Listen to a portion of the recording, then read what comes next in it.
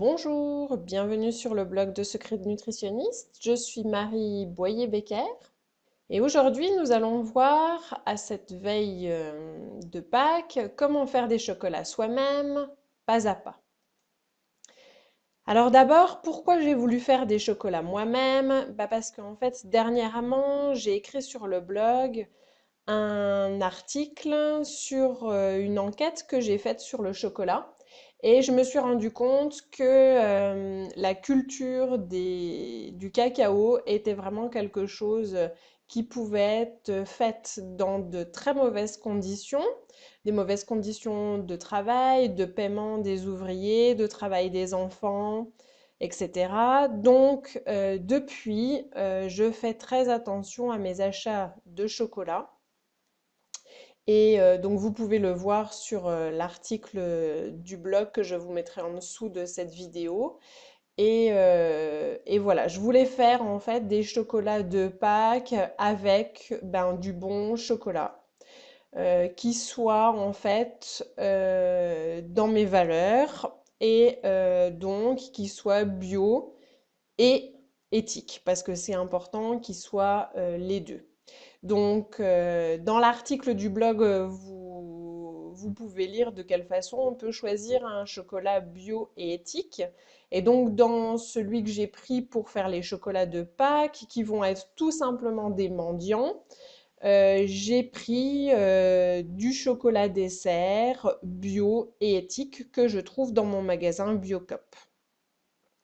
Donc, ce chocolat dessert, j'en ai pris 200 grammes et je l'ai mis dans un bol en cassant les carrés en petits morceaux. Et autour de ce bol que j'ai mis dans une casserole, j'ai mis de l'eau pour faire fondre ce chocolat au bain-marie. Alors en fait, comme je fais cette vidéo aujourd'hui, ça veut dire que je m'y suis pris bien avant Pâques. Au début, je voulais cacher ces mendiants dans le jardin, dans des bocaux.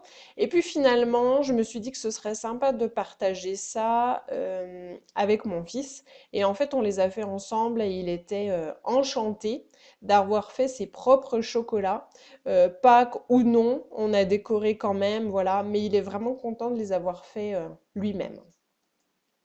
Donc ensuite, pendant que le chocolat fondait tout doucement, on a préparé ce qu'on allait mettre pour les décorer, ces mendiants. Donc on a pris des noix, des amandes, des cranberries, des raisins secs, des pistaches et aussi même des graines de courge qu'on a rajoutées après. Quand le chocolat était bien fondu, bien lisse, on a pris une cuillère à café, tout simplement. Attention de ne pas se brûler avec le bol hein, qui est chaud, qu'on a sorti de la casserole chaude. Et avec cette cuillère à café, en fait, on a étalé des petits ronds de chocolat sur une surface plate, donc une assiette ou un plat, muni quand même d'un papier sulfurisé, hein, d'un papier cuisson.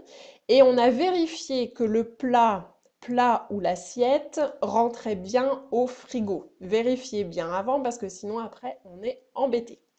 Donc, on forme des petits ronds avec la cuillère à café.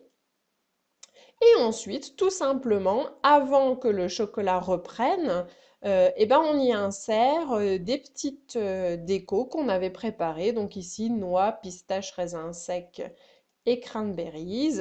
On laisse libre cours à son imagination pour décorer si vous avez d'autres idées. Ensuite, voilà, on les fait tous, on se dépêche avant que le chocolat reprenne. On les décore comme ça, hop, hop, hop, à la chaîne. Donc, j'ai essayé deux choses. J'ai essayé un papier sulfurisé classique, blanc. Et puis, en fait, j'ai voulu quand même essayer sur mon papier cuisson compostable, donc qui est un petit peu marron, comme ça, que j'achète en magasin bio, qui peut coller pour certains biscuits ou pour le granola. Et donc là, j'ai voulu essayer avec le chocolat, même pas peur. Et en fait, ça s'est très bien passé par la suite, j'étais contente. Et puis voilà, quand on a fini de décorer tous nos mendiants, eh bien on met les plats, les assiettes au frigo au moins 2 heures.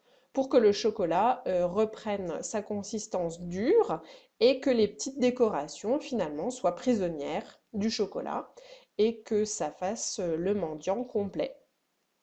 En attendant que ça durcisse au frigo, on s'est amusé à prendre des pots en verre qu'on avait mis de côté depuis un moment et puis on les a décorés, voilà, à notre guise avec des petits dessins trouvés sur internet, un peu de raffia, voilà, les bocaux sont donc faits maison aussi.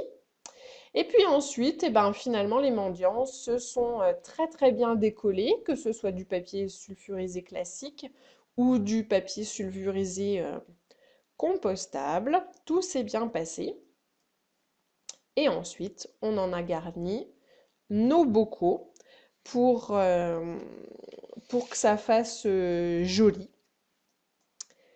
Je vous souhaite donc de joyeuses Pâques. N'oubliez pas d'aimer cette vidéo et de la commenter si vous avez aimé. Et puis n'oubliez pas aussi de cliquer sur ma petite photo pour vous abonner à ma chaîne YouTube. Ou pour regarder aussi une autre vidéo, vous pouvez cliquer sur cette image. Bonne journée!